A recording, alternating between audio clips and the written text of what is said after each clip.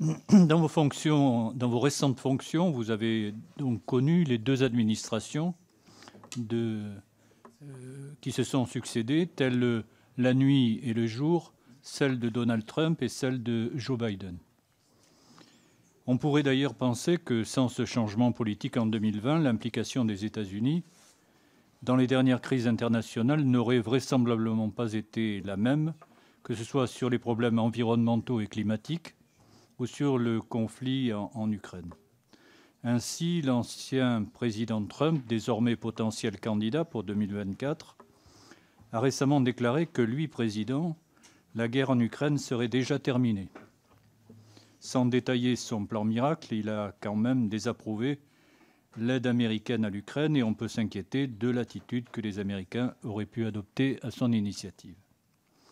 Le front international de condamnation de l'agression de la Russie reste heureusement fort pour l'instant et la ministre Catherine Colonna nous a justement rappelé hier que l'Assemblée générale de l'ONU a largement condamné la semaine dernière l'invasion de l'Ukraine par 141 voix contre, 7 contre et 32 abstentions. Le secrétaire d'État Antony Blinken était d'ailleurs en Asie centrale juste avant ce vote, et on peut noter que les anciennes républiques soviétiques du Kazakhstan, du Turkménistan, de l'Ouzbékistan, Tadjikistan et Kirghizistan n'ont pas soutenu Vladimir Poutine dans sa funeste opération.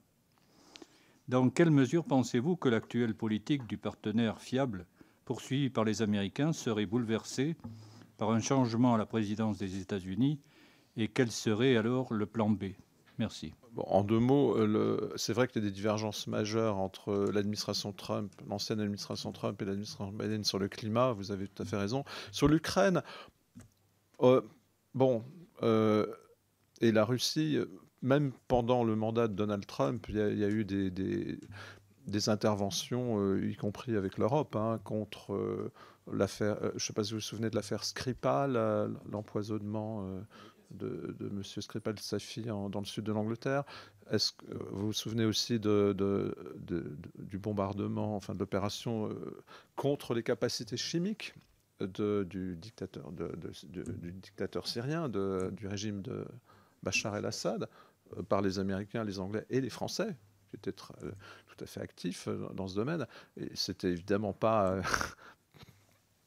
une mesure favorable à la Russie. Donc, même sous l'administration Trump, on a vu que, en tout cas l'administration, je ne parle là pas du président lui-même, avait une politique assez ferme vis-à-vis de la Russie. À tel point que cette administration voulait terminer le traité New Start sur le contrôle des armements stratégiques. Et que c'est l'administration Biden, en étant élue, qui a dit, nous, on veut continuer, on veut garder New Start, que les Russes viennent d'annoncer de suspendre. Dans la mise en œuvre, suspendre. Donc, on voit bien que sur le soutien à l'Ukraine, le Parti républicain n'est pas pour arrêter ce soutien.